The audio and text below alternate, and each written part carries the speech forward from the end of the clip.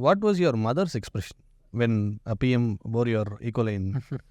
You said that your mom had actually supported your dad when he was not doing well in business. Yes. You know, you and your dad getting emotional is because it is your own product. Yeah. But your mom and your wife, they have been passive supporters. I'll not say actively involved in business, but how did they feel? Did they talk to your neighbors about that? Yeah. I mean, they are the most proudest of it all. See, when you're working, you don't think it's so big because you're in the daily grind.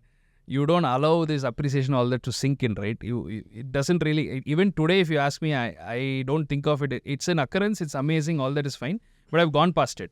But it's only the women in the family who appreciate, who keep talking about it, who praise about it. So it was an extremely emotional moment for my mother, who supported. My wife as well. You know, being a qualified lawyer, she actually took the brunt of the family.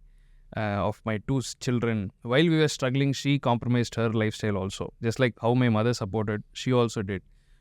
We are very lucky. I am very lucky to have a mother and a wife who are very supportive, who understand, like I said, right? Very often when you are successful, you have this much of turnover. You know, the women in the family would always want a bigger house, you know, facilities and luxuries and all of that.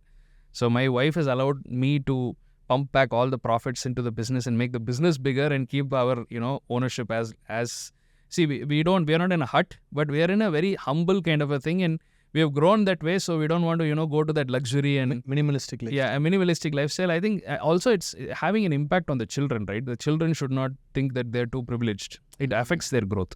So that's what it is. I think the women in the family, my grandmother, another person my maternal grandmother, who I'm very, very grateful to, she's 86 now.